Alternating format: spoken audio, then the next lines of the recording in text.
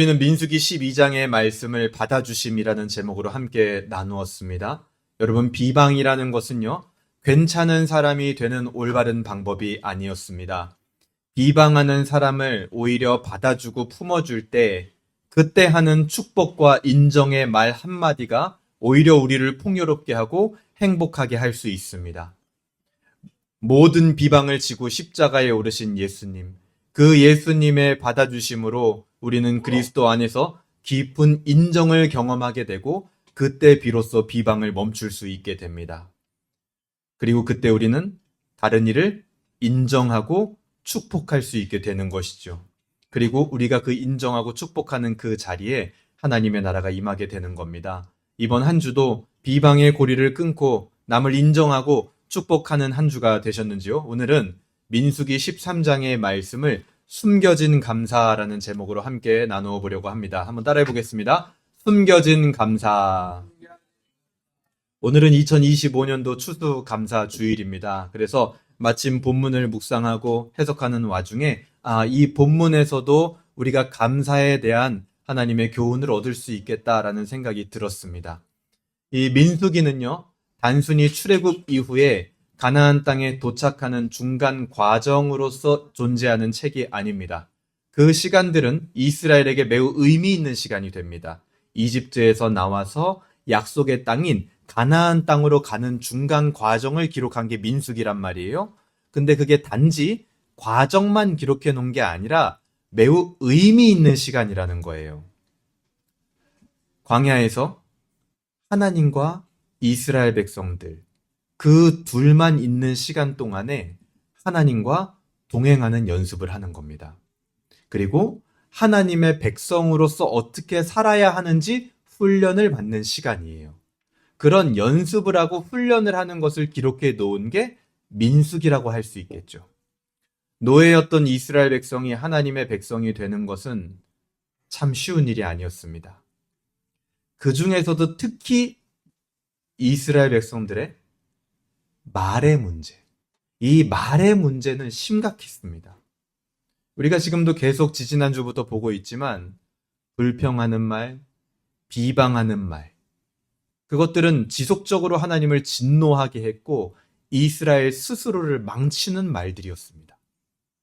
그래서 어떤 면에서 이스라엘은요, 광야 시간 동안 다른 훈련을 받는 게 아니라 말하는 훈련을 받게 되는 거예요. 말하는 훈련. 무슨 어린아이도 아니고 말하는 훈련을 받습니까? 제가 하는 말이 그런 어떤 단순히 알파벳이나 기억, 니은을 말하는 게 아니라 어떤 식으로 내 마음을 표현하고 어떤 식으로 내 생각을 전달해야 되는지의 의미로서의 말이라는 거 여러분 아실 겁니다. 그 훈련을 받게 된다라는 거예요. 노예가 아니라 이제 진짜 자유민으로서 말하는 말, 법. 노예가 아니라 하나님의 백성으로서 말하며 사는 법, 그것들을 훈련하고 배우는 거라는 거죠. 신약성경 야고보서 1장 26절은 이렇게 말합니다. 누구든지 스스로 경건하다 하면서도 혀에 재갈을 물리지 아니하고 자기 마음을 속이면 그 사람의 경건은 헛것이다. 굉장히 강력하게 표현하는 거예요. 신앙이 있다고 얘기하면서 그 혀가 자기의 마음대로 조절이 안 되면 그가 말하고 있는 경건은 다 헛된 것이다. 그 믿음은 아무것도 아니다. 이렇게 얘기하고 있는 겁니다. 여러분, 신앙을 가지게 되었다라는 것의 중요한 잣대 중에 하나가 뭐냐면 그가 하는 말의 변화다. 말이 변한다라는 거예요. 교회는요, 과거로부터 고백 공동체라고 불리기도 했습니다. 고백 공동체. 이게 무슨 뜻입니까? 어떤 신앙 고백을 하느냐에 따라서 함께 교회로 모일 수 있는가가 결정이 되고 같은 신앙을 고백하는 자들이 모여서 교회가 되는 겁니다. 교회와 성도의 정체성이 어떤 말을 하느냐, 어떤 고백을 하느냐, 그걸로 결정이 된다는 거죠. 그러니까 말이 얼마나 중요한 겁니까? 이것은요, 믿는 자들에게만 해당하는 말이 아니에요. 입에 침이 계속 고이는데요. 조개 냄새가. 네. 마치 여기 아침에 오면서 우리 오이도에 온 것 같아. 조개구이 하는 데 있잖아요. 대부도 바닷가 근처. 오늘 점심 메뉴가 이제 가리비 찜이 있어서 맛있는 냄새가 나는데요. 이것도 감사한 일 아니겠습니까? 그렇죠? 저런 말, 좋은 말이죠. 그렇죠? 말이 중요하다라는 것은 믿는 자들에게만 해당하는 말은 아닌 것 같아요. 우리 조상들이 얘기했던 속담 속에서도 보면 말 한마디로 천냥빛을 갚는다 이런 말도 있죠. 발 없는 말이 천리 간다. 낱말은 새가 듣고 반말은 쥐가 듣는다. 이게 다 뭡니까? 말의 중요성. 작은 말 한마디의 위력을 얘기하는 거죠. 그것은 신앙인이 아니어도 충분히 오래전부터 인간이라면 다 알고 있는 사실입니다. 그리고 실제로 우리 삶에서도 피부로 느낍니다. 누군가 나에 대해서 부정적인 말을 했다라는 소리를 우리가 들었다고 생각해 보세요. 교회에서든 회사에서든 학교에서든. 저 사람이 너에 대해서 이렇게 말하고 다녀. 너에 대해서 이렇게 부정적인 말을 했대. 라는 말을 들으면 어떨까요? 그것이 사실인지의 여부를 떠나서 그 말 자체가 나에게 미치는 파장이 있어요. 내 감정을 요동치게 하고 그 말이요 나의 생각을 사로잡습니다. 온통 하루 종일 정말 그 사람이 그 말을 했을까 생각이 막 들기도 해요. 여러분 한마디 말은요 공간의 분위기조차 바꿉니다. 때에 맞는 말은 공간을요 좋은 분위기로 가득 채웁니다. 반면에 한마디지만 때에 맞지 않는 말은 어떻습니까? 공간의 분위기를 얼어붙게도 만드는 거예요. 말은요, 이처럼 신비한 겁니다. 우리 눈에 보이지 않지만 그것이 가진 분명한 위력이 있다는 걸 우리가 체감하면서 산다라는 거예요. 그래서 나의 말, 나의 언어를 연습하는 건 여러분 매우 중요한 일입니다. 이런 말이 있어요. 내 안에 있는 생각과 마음이 밖으로 나올 때 어떻게 나오는지 아십니까? 결국 내가 쓰는 언어와 말이라는 옷을 입고 표현된다라는 말이 있어요. 내 생각과 마음이 밖으로 나올 때 어떻게 나옵니까? 표정이나 몸짓으로 나올 수도 있겠지만 가장 자주 우리의 언어, 우리가 쓰는 말을 통해서 그것을 옷 입고 내 생각이 그 옷을 입고 밖으로 나와서 사람들에게 보여지고 전달되어진다라는 거예요. 그렇기 때문에 좋은 말로 무엇인가를 표현할 줄 안다라는 것은 내 생각과 마음을 밖으로 내보낼 때 좋은 옷을 입혀서 내보내는 거랑 똑같은 겁니다. 그럼 반대로 좋지 못한 말을 한다라는 건 뭐예요? 내 생각과 마음을 내보내는데 옷을요 이상하게 입어서 내보내는 거랑 마찬가지예요. 창피한 거죠. 여러분 우리가 사람들 앞에 설 때 좋은 옷을 입고 다른 사람 앞에 서는 것도 중요하지만 나의 생각에 좋은 옷을 입혀서 외출하게 하는 거, 말을 훈련하는 거, 그건 사실 더 중요한 겁니다. 좋은 옷을 입은 사람은 잠깐 멋져 보이지만 좋은 말을 할 줄 아는 사람은요, 사람의 뇌리에 남게 되어 있습니다. 좋은 옷을 입고 악한 말을 하는 사람, 좋지 못한 옷을 입었지만 좋은 말을 할 줄 아는 사람, 여러분은 누구와 더 가까워지고 싶으십니까? 어떤 사람이 더 매력적으로 느껴지시겠어요? 그래서 우리가 이 양육 과정을 할 때도 지금도 이제 복음 중심 삶, 그리고 또 두 돌판 양육 이렇게 하고 있지만 거기에 보면은 꼭 이제 자그마한 아티클들이 있거든요. 근데 그 아티클들을 읽을 때 제가 항상 강조하는 게 뭐냐면 좋은 문장이 나오면 반드시 줄을 치고 그것을 외워서 단 한 줄이라도 내 말로, 내 표현으로 말해보라는 이유가 여기 있는 거예요. 남들이 입었던 좋은 옷이 있습니다. 그것을 너도 한번 입어보라는 거예요. 그 글을 쓴 사람은 자기의 생각을 좋은 언어를 사용해서 거기에 지금 표현해 놓은 거잖아요. 그럼 나도 그걸 한번 따라해 보라는 거죠. 그럼 내 말도 어느새 그 사람이 입혔던 말에, 그 생각에 입혔던 좋은 말들과 같이 멋져지게 될 거라는 겁니다. 오늘 본문도요, 계속해서 이 말의 문제가 이어집니다. 처음에는 이스라엘 백성들이 고기를 먹고 싶다라는 자기의 상황에 대한 불평으로 시작했던 게 무엇으로 이어졌습니까? 그 다음에는 모세, 즉 사람에 대한 비방으로 이어졌고요. 오늘 본문에서는 이제 무엇으로 이어지냐면 하나님이 주실 약속의 땅에 대한 악평으로 이어지는 심각한 상황에 이르게 됩니다. 하나님이 선물을 줬어요. 이게 무슨 선물이야? 이런 악평을 하는 상황까지 이어지게 됐다라는 거예요. 여러분 제가 서두에서 지금 말에 대해서 계속 이야기를 하고 있는데요. 우리가 말 잘하는 그리스도인이 되자는 건 아닙니다. 다만 좋은 말을 할 줄 아는 그리스도인들이 되시길 바랍니다. 온사랑교회 성도들은 신앙을 자기의 말로 고백할 줄 아는 성도들이 되었으면 좋겠습니다. 여러분의 삶의 현장에서 하나님을 기쁘게 하는 말, 믿음의 고백으로 하나님께 영광 돌리는 우리가 되기를 주님의 이름으로 소망합니다. 오늘 본문을 보면요. 오늘 본문이 시작하는 이 13장부터 14장까지는 민수기의 가장 핵심적인 본문이라고 볼 수 있습니다.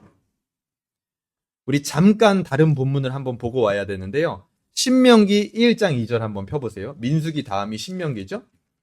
민수기 다음 신명기 1장 2절을 한번 펴보세요. 우리 같이 한번 읽어보겠습니다. 신명기 1장 2절 같이 읽어보겠습니다. 시작! 호렙산에서 세일산을 지나 가데스 바네아까지 10하룻 길이었더라. 여기 가데스 바네아라는 곳은 가나안의 초입구입니다.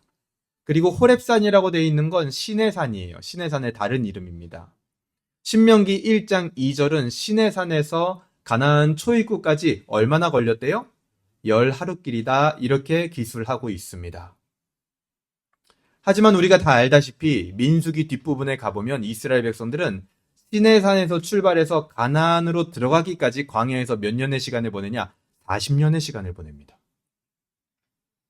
그냥 가면 10하룻 길인데 왜 그 10하룻 길 사이에 이스라엘 백성들은 40년을 보냈을까? 그 결정적인 사건이 오늘 13장부터 시작되는 정탐꾼 사건이에요. 10하룻 길을 40년을 만들어버린 사건. 무서운 사건이죠. 실제로 지금 이스라엘이 시내산에서 떠난 지 약 한 2달 정도가 되었습니다. 시내산에서 출발한 게 민수기 앞에 보면은 성경 역법으로 2월 20일에 출발했다 이렇게 기록을 하고 있어요. 그게 오늘날 현대 역법으로 치면 몇 월이냐면 4에서 한 5월 정도 됩니다. 4에서 5월 달 봄쯤에 출발을 한 거예요. 그리고 나서 정탐꾼을 보낼 때가 언제냐 하고 봤더니 이렇게 돼 있어요. 포도 익을 때쯤 되었더라. 아까 봤죠? 그 포도 익을 때쯤이 언제냐면 오늘날 현대 역법으로 한 6월 말경 정도가 됩니다. 그러니까 시내산 출발을 한 4, 5월쯤에 했고 정탐꾼 보내는 가나안 초입구에 도착한 게 6월 말. 10하룻 길이었지만 노인도 있고 아이도 있고 가축도 있다 보니까 시간이 한 한두 달 정도 걸린 거죠. 그렇게 해서 가나안 초입에 들어선 겁니다. 2달 만에 도착한 가나안 문턱에서 도대체 무슨 일이 벌어졌길래 들어가지 못하고 40년을 광야에서 헤매게 되었는가? 정탐꾼 사건에서 이들이 하는 말에 우리는 오늘 유의를 해봐야 됩니다. 2절 한번 볼까요? 13장 2절 같이 읽어보겠습니다. 시작! 다시 2절 같이 한 목소리로 읽겠습니다. 시작!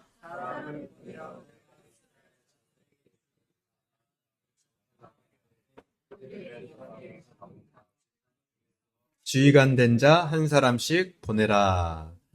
가나안 땅을 이제 정탐하라라고 하나님께서 모세에게 지시를 하십니다.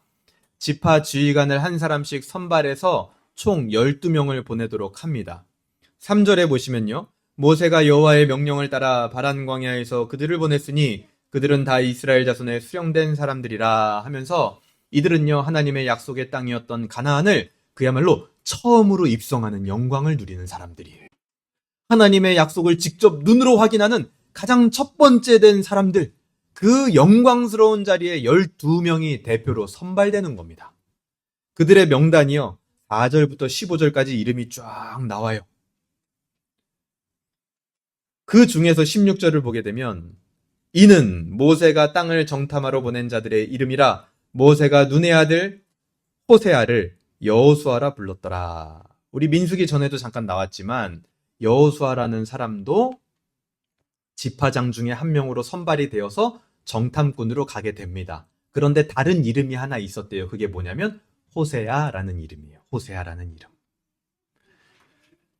18절 보세요. 그 땅이 어떠한지 정탐하라. 곧 그 땅 거민이 강한지 약한지 많은지 적은지 그들이 사는 땅이 좋은지 나쁜지 사는 성읍이 진영인지 산성인지 토지가 비옥한지 메마른지, 나무가 있는지 없는지를 탐지하라. 담대하라. 또 그 땅의 실과를 가져오라 하니 그때는 포도가 처음 익을 즈음이었더라 하면서 그 땅에 대해서, 그리고 사는 사람에 대해서, 그리고 그 땅의 소산물에 대해서까지 꼼꼼하게 정탐을 지금 지시하고 있는 겁니다. 21절에 보니까 이에 그들이 올라가서 땅을 정탐하되 신광야에서부터 하맛 어기 르홉에 이르렀고, 이렇게 표현이 되어 있어요. 여기 신광야라는 곳은 가나안의 초입구에서 약간 올라가면 있는 광야입니다. 그리고 하맛 어기 르홉이라는 곳은요, 가나안의 최북단이에요. 그러니까 가나안 입구부터 가나안 최북단까지 모든 땅을 다 정탐했다라는 겁니다. 모든 땅을 다 정탐했는데 그 중에서도 한 개의 지역이 강조가 됩니다. 22절이에요. 또 네겝으로 올라가서 헤브론에 이르렀으니 헤브론은 애굽 소안보다 7년 전에 세운 곳이라. 그곳에 아낙 자손 아히만과 세세와 달메가 있었더라. 헤브론이라는 한 도시가 강조가 되고 있습니다. 헤브론은요, 애굽의 소안보다 7년 전에 세운 도시였대요. 즉 아주 오래된 도시라는 표현입니다. 이 헤브론이라는 도시는 아주 오래되었을 뿐만이 아니라 이스라엘에게 굉장히 의미가 깊은 도시예요. 왜냐하면 아주 오래전에 우리 성경 창세기 13장에 가보면 아브라함이라는 이스라엘의 조상이 있습니다. 그 아브라함이 자기 조카 롯과 헤어지게 되면서 롯은요, 소돔 땅을 선택하고 아브라함이 선택했던 땅이 바로 이 가나안의 헤브론이었어요. 그곳을 하나님은 아브라함에게 주실 것이라고 약속을 하셨고 그 하나님의 약속을 믿고 머물렀던 곳이 헤브론이었습니다. 그리고 아브라함이 자신의 아내 사라가 죽고 그 사라를 매장하기 위해서 구입했던 막벨라 굴이 있었던 곳이 어디냐? 바로 이 헤브론이에요. 헤브론. 그리고 그 이후에 아브라함의 자손들도 대부분 다 이 헤브론 땅에 묻히게 됩니다. 매장되게 돼요. 즉 헤브론은요, 원래 이스라엘의 조상 아브라함의 땅, 즉 이스라엘의 땅이었다라는 거예요. 그래서 이 정탐이라는 거는 우리가 가나안 땅에 처음 들어가니까 그 땅이 어떤 곳인지 좀 알아보자, 물론 이런 의미도 있는 거겠죠. 근데 하지만 동시에 어떤 의미가 있는 거예요? 가나안이 원래 이스라엘 백성들의 소유다. 하나님이 이미 오래전에 약속한 땅이다라는 것을 다시 한번 확인하는 작업이 뭡니까? 정탐의 작업인 거예요. 자, 25절 보세요. 40일 동안 땅을 정탐하기를 마치고 돌아와. 이스라엘 대표들이요, 12명이 40일 동안 정탐을 신실하게 마쳤습니다.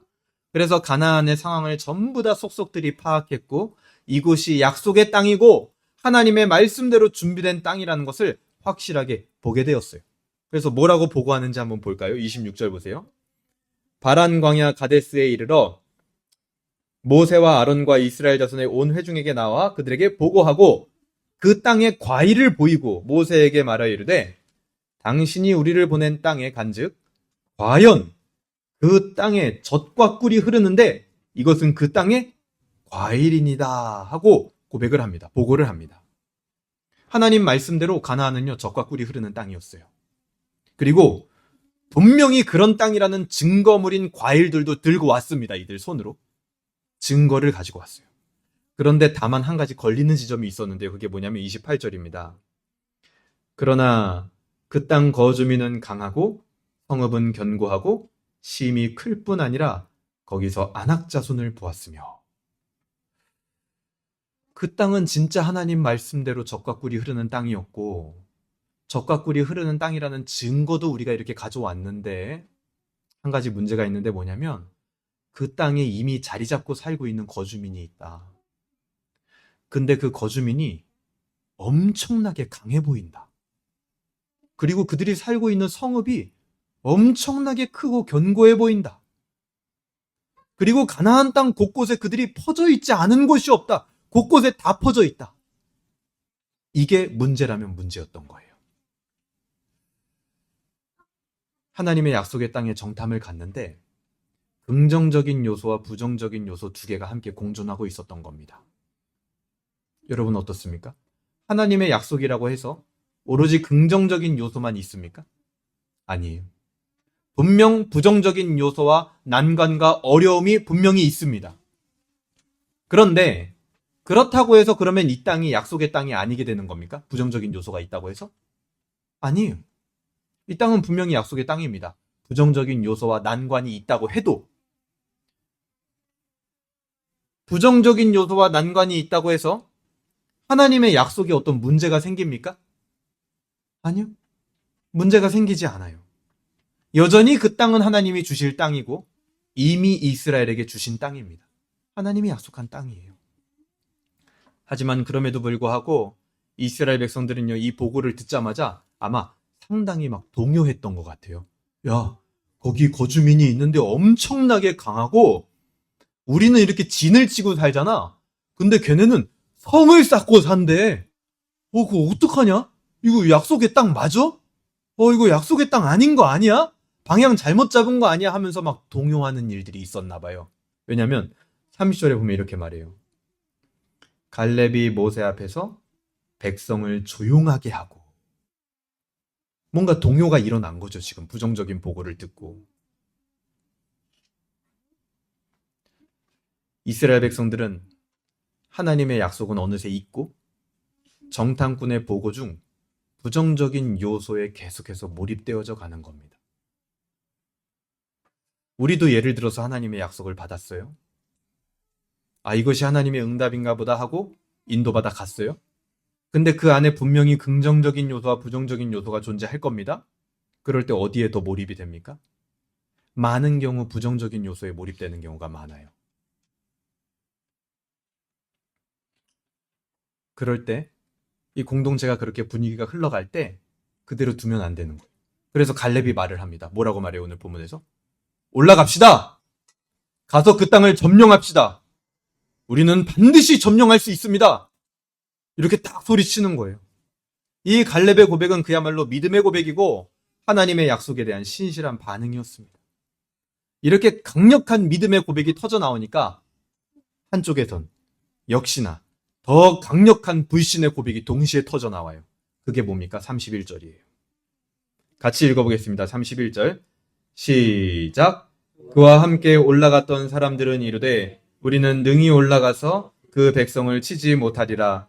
그들은 우리보다 강하니라 하고. 자, 이미 마음속에서 졌어요. 싸워보지도 않았잖아요, 아직.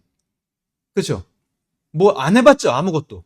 정탐꾼만 보내서 가서 보기만 했잖아요. 근데 봤는데 지금 뭐라고 고백하고 있어요? 치지 못하리라. 우리보다 강하다. 이미 마음에서 진 거예요. 물론 어떤 면에서 이 말은요, 사실일 수도 있습니다. 거기 있는 안악자손이요, 등치가 막 이만했다고 생각해봐요. 얼마나 무서워 보였겠습니까? 그리고 실제로 강했겠죠. 그런데 하지만 이들이 지금 간과하는 게 하나가 있어요. 이들은요, 지금 오직 가나안 족속과 자기 자신, 이 두 대상만 보고 있는 거예요. 하나님의 존재를 고려하고 있지 못합니다. 하나님의 약속을 고려하고 있지 못한 거예요. 지금까지 자신들을 인도했던 하나님의 능력을 생각하지 못하고 있는 겁니다. 이들의 고려의 대상이 되지 못하고 있는 거예요. 하나님을 배제시키고 얘기하고 있는 거예요. 그러니까 당연히 질 수밖에 없죠. 졌다라고 생각할 수밖에 없는 거예요. 그 결과 32절 이스라엘 자손 앞에서 그 정탐한 땅을 악평하여 이르되 그 결과 어떻게 됐습니까? 하나님이 약속한 땅을 악평하기에 이릅니다. 하나님의 선물을요, 악평하게 된 거예요. 하나님의 약속의 땅은요, 이들에게 더 이상 선물이 아니게 되었습니다. 반대로 갈렙에게 약속의 땅은요, 선물이었을 거예요. 갈렙에게 가나안 땅은요, 거기에 살고 있는 족속들과 상관없이 감사의 제목이었을 겁니다. 하나님, 이 땅을 저에게 주시니 감사합니다. 감사의 제목이었을 거라는 거예요. 같은 정탐꾼이었고 같은 걸 보았고 같은 시간을 보냈는데 왜 이렇게 다른 말과 다른 고백을 하게 되었는가? 한쪽은 가나안이 감사의 제목이 되었고 한쪽은 가나안을 왜 악평의 대상으로 보고 있는가? 관점의 차이입니다. 관점의 차이. 32절 보세요. 악평하여 이르되 우리가 두루다니며 정탐한 땅은 그 거주민을 삼키는 땅이요 거기서 본 모든 백성은 신장이 장대한 자들이며. 가나안을 악평한 정탐꾼들의 말들을 잘 들어보면요, 아까는 분명히 젖과 꿀이 흐르는 땅이라고 얘기했거든요. 근데 지금은 뭐래요? 가나안은요 사실 거주민을 삼키는 땅이에요. 아까는 젖과 꿀이 흐르는 땅이라고 했잖아요. 근데 순식간에 이렇게 말이 바뀌네요. 그리고 나서 33절 보세요. 거기서 네피림의 후손인 아낙 자손의 거인들을 봤습니다. 제가 거인. 갑자기 웬 거인? 거인을 봤대요. 그리고 그들과 자기들을 비교해 보니까 스스로 자기들이 보기에도 자기들은요 메뚜기 같아 보였대요. 그리고 그들이 보기에도 우리가 메뚜기 같아 보였을 거라고 확정을 합니다. 가나안 땅에 가서 무언가 보긴 봤는데 이들의 말에는 오직 그들의 강대함, 그리고 거기에 비교해서 나 자신의 굉장히 초라하고 비루함, 그것만 본 거예요. 그것만 보이는 겁니다. 그러니 가나안 땅이 젖과 꿀이 흐르는 땅이라고 고백했음에도 불구하고 갑자기 거주민을 삼키는 땅이라고 할 수밖에 없는 겁니다. 왜요? 거기 가서 자기들이 죽을 땅으로 보였을 거거든요. 저기 가면 우린 그냥 죽어. 그러니까 거주민을 삼키는 땅이야 이렇게 고백할 수밖에 없는 거죠. 상대방과 자기에 대한 철저한 분석. 자기 객관화가 너무 잘 돼 있어요. 이스라엘이 지금 엄청 똑똑합니다. 적의 상황을 완벽하게 파악하고 있어요. 거인 같은 자들이라고 정확하게 보고 있습니다. 어디에 진을 치고 있고 그들의 성읍이 얼마나 큰지 너무 잘 알고 있어요. 그에 반해 나는 얼마나 열세인지를 너무 정확하게 파악하고 있어요. 똑똑하다, 그죠? 객관화, 자기 합리화. 이게 너무 잘 돼 있는 거예요. 합리적으로 머리가 잘 돌아가는 겁니다. 그렇게 생각했던 결과 하나님은 그들의 계산에서 배제되었고 가나안은 거주민을 삼키는 땅이 되어버린 겁니다. 그렇게 하나님의 약속의 땅은 악평의 대상이 됐어요. 여러분, 이 세상에서는요, 객관적으로 보고 합리적으로 생각하는 거, 그것만 해도 잘하는 거예요. 근데 성경에서는 객관적으로 보고 합리적으로 보았더니 어떻게 됐습니까? 하나님의 선물이 악평의 대상이 돼버리는 결과를 낳는 거예요. 여러분, 악평이라는 건요, 사실과 다르게 말하는 게 아닙니다. 악평은 대부분 그 사실을 과장하는 것으로 시작되어서 내 관점에서 하나님을 배제할 때 나타나는 게 뭐냐? 악평이에요. 여러분도 생각해 보세요. 내가 어떤 사람이나 어떤 사건, 어떤 물건들을 악평할 때 왜 그러느냐? 사실이 약간 과장되고 거기서 하나님의 존재를 딱 배제하면 악평이 바로 나오게 돼 있습니다. 이건 처음에 별거 아닌 일로 시작했을 거예요. 아주 작은 악평들이었을 겁니다. 삶에서 만나는 작은 오해들, 삶에서 만나는 작은 어려움들의 악평을 하나하나 달기 시작했을 거예요. 마치 이스라엘 백성들이 그랬던 것처럼. 처음에는 고기를 못 먹는 불평이었고 그 다음은 사람에 대한 비방이 문제였습니다. 그것은 어느새 흘러 하나님의 약속도 악평하게 된 거예요. 선물로 주신 내 삶은 어느새 감사가 아니라 악평할 것들로 가득한 인생처럼 보이게 되었다라는 거죠. 결국 그것이 하나님의 약속의 땅에 들어가지 못하게 되는 결정적인 이유가 되어버리고 만 겁니다. 여러분, 악평이라는 건요, 우리로 하여금 하나님의 약속을 누리지 못하게 합니다. 하나님의 일을 시도하려는 자에게 가장 큰 적은 악평이에요. 일을 시도조차 하지 못하게 만들거든요. 객관적이고 합리적이다라는 탈을 쓰고 등장해서 믿음의 눈으로 상황을 바라보지 못하게 하는 겁니다. 결국에는 악평을 하게 만들어버려요. 그 무서운 함정이 우리 인생 앞에도 도사리고 있다는 거죠. 여러분, 한번 2025년도를 돌아보시기 바랍니다. 혹시 나는 하나님의 은혜와 약속은 배제한 채로 객관적이고 합리적으로만 상황을 보며 악평한 적은 없었는가? 만약에 악평했었다면 나는 지금 그 땅에 못 들어갔을 겁니다. 못 들어가고 있는 상태인 거예요, 지금. 결국 여러분 잘 생각해 보세요. 이스라엘을 가나안에 들어가지 못하게 한 건 그들이 악평했던 그 상황이나 환경이 문제가 아니에요. 그 문제를 바라보는 이스라엘의 관점이 스스로 이스라엘의 길을 막은 겁니다. 우리도 똑같아요. 내 길을 막는 게 여러분 뭐라고 생각하십니까? 내 앞에 있는 여러 가지 문제들, 상황들, 환경들, 막 내 능력 부족, 여러 가지 요소들이 막 생각나죠. 이런 것들 때문에 내 앞길이 막힌 것 같아. 근데 결국 내 앞길을 막는 건요, 상황을 바라보는 내 관점, 내 말, 그게 내 앞길을 막고 있는 거예요. 내가 내뱉은 악평이 내 길을 막고 있는 이 아이러니한 상황에 우리 모두가 처해 있다라는 겁니다. 예수님께서는 그런 우리를 대신하여서 하나님 아버지에 대한 신뢰와 감사와 순종으로 이 땅에서 응답하셨습니다. 우리 대신해서. 그래서 우리는 예수님 안에서 볼 수 없었던 것을 보게 되고, 예수님 안에서 감사할 수 없는 상황 속에서도 감사하게 되고, 예수님 안에서 하나님이 주신 약속의 땅을 악평이 아니라 믿음으로 보게 될 수 있는 겁니다. 예수님은요, 우리의 관점과 고백을 완전히 새롭게 하시는 분이에요. 우리를 메뚜기로 보는 관점에서 건져내서 하나님의 자녀로 약속의 땅을 받을 상속자로 다시 세워주신 분이십니다. 여러분, 옛날에요, 한 농부가 있었습니다. 그 농부가요, 밭을 막 갈기 시작했어요. 근데 열심히 막 밭을 갈고 있는데, 힘들어. 막 밭을 갈고 있는데, 이 쟁기에 웬 딱딱한 물체가 땡 하고 걸린 거예요. 지금까지 농부의 경험, 합리적 추론, 객관적인 상황으로 볼 때 이 물체는 무엇이겠습니까? 큰 돌구리가 하나 걸렸다. 짜증난다. 순간 농부의 입에서는 당연히 악평이 나왔을 거예요. 이거 그렇게 솎아낸다고 솎아내는데 아직도 딱딱한 돌이 이만한 게 있냐. 오늘도 이거 밭 다 갈기는 글렀네. 이 돌 언제 빼내냐.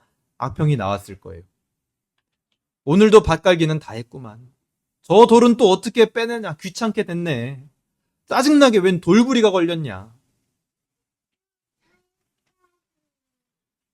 농부는 아마 당연하게 악평을 했을 겁니다. 그런데 마태복음 13장 44절에 이런 얘기가 나와요. 천국은 마치 밭에 감추인 보화와 같으니 사람이 이를 발견한 후 숨겨두고 기뻐하며 돌아가서 자기의 소유를 다 팔아 그 밭을 사느니라. 예수님은 하나님 나라가요, 밭에 감추인 보물과 같다라고 말씀하셨습니다. 하나님 나라는 기본적인 속성이 숨겨져 있는 거예요. 눈에 잘 띄지 않는다라는 겁니다. 그러니까 합리적으로 객관적으로 보면 하나님 나라는 안 보여요. 그냥 아예. 그렇게 볼 수 있는 나라가 아닙니다. 여러분, 아까 그 농부가 악평하고 짜증냈던 그 일, 사실 덮인 흙을 치워보니까 그 단단한 물체가 오늘 말씀에 의하면, 이 마태복음 말씀에 의하면 뭐였습니까? 밭에 감추어졌던 보물이었다라는 거예요. 처음에는 악평할 일이었어요.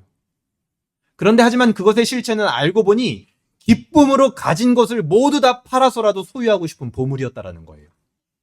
감사해야 하는 일이었다라는 거죠. 여러분, 이스라엘에게 하나님의 약속의 땅은 이런 것이어야 했습니다. 겉으로는 악평할 만한 것으로 보였을 수도 있어요. 하지만 그것은 사실 조금만 잘 보면 감사해야 했던 일입니다. 젖과 꿀이 흐르는 땅이에요. 그곳의 강대한 민족들도 하나님의 능력을 확인하는 수단일 뿐인 겁니다. 하나님이 얼마나 이스라엘을 사랑하는지, 보호하시는지 더 많이, 더 크게 알 수 있는 하나님의 방편이었을 뿐이라고요. 마찬가지. 우리 삶에서 우리가 악평했던 일들이 사실은 알고 보면 감사해야 했던 일들이 아니었을까요? 2025년도 올해를 돌아보면서 여러분 생각해 보세요. 나는 무엇을 악평했는가? 그 악평했던 일들을요, 여러분, 재해석해 보시기 바랍니다. 그 악평했던 상황 속에서 하나님의 은혜를 충분히 고려하고 하나님의 능력을 전제로 그 일들을 재해석할 때 그 일들은요, 감사한 일들이 될 겁니다. 그러니 뭐가 가능한 거예요? 범사에 감사하라. 이게 가능한 거죠. 오늘 말씀을 어떻게 적용할 수 있겠습니까? 여러분, 2025년을 돌아보면서 나름 합리적이고 객관적이라고 생각하며 판단했지만 하나님의 능력과 은혜는 배제한 채로 악평으로 끝난 일들은 없습니까? 그런 일이 있다면 우리는 회개해야 될 것입니다. 그리고 한 해를 돌아보며 내가 악평했던 그 일 속에서 발견해야 했었던 감사는 무엇일까? 우리는 재해석해야 됩니다. 현실을 무시하라는 게 아니에요. 악평할 만한 일들도 있죠. 현실을 무시하라는 게 아닙니다. 다만 그 현실에 하나님을 제발 포함시키라는 거예요. 하나님의 능력과 은혜를 포함시키라는 겁니다. 그렇게 재해석해야 할 악평은 무엇입니까? 이번 한 주도 우리에게 막 악평이 떠오를 때 그것을 감사의 한 문장으로 한번 바꿔보는 그런 적용을 해보면 좋을 것 같아요. 간단합니다. 악평할 만한 것을 만났어요, 한 주 동안. 거기에 하나님의 은혜와 능력만 고려하면, 첨가시키면 그것은 감사의 한 문장으로 바뀔 수 있습니다. 오늘 말씀이 우리에게 주는 소망과 비전은 무엇입니까? 여러분 주변에 누군가 현실의 어려움을 말하고 자기의 상황에 대한 악평을 할 때요, 여러분은 갈렙처럼 믿음의 고백을 말해줄 수 있는 그런 사람이 되시길 바랍니다. 저는 우리 공동체가 그런 공동체 되었으면 좋겠습니다. 누군가 교회에 와서 현실의 어려움을 이야기할 수 있죠. 그런데 그때 다른 누군가는 갈렙처럼 믿음의 고백을 말해줄 수 있는 공동체. 부정의 말이 시작되면 감사의 말로 분위기를 바꿀 수 있는 공동체. 여러분, 말의 분위기가 그 공동체, 그 교회의 분위기예요. 악평은 공동체를 무너뜨리지만 감사는 공동체를 살립니다. 믿음의 말을 배우는 공동체, 감사의 언어로 함께 성장하는 공동체, 하나님의 약속을 고백하는 공동체가 되기를 주님의 이름으로 소망합니다. 말씀을 정리하겠습니다. 하나님은 우리가 그렇게 훈련되기를 바라십니다. 악평할 조건 속에서도 감사를 찾아내는 사람들, 그래서 감사의 고백으로 분위기를 반전하며 속한 공동체를 살리고 하나님 나라를 세워가는 사람들로 훈련되기를 바라고 계신 겁니다. 그렇게 우리가 갈렙처럼 약속의 땅, 하나님 나라의 상속자가 되기를 바라시는 거예요. 이번 한 주간 악평 속에서 숨겨진 감사를 찾아내는 저와 여러분이 되기를 주님의 이름으로 소망합니다. 아멘. 우리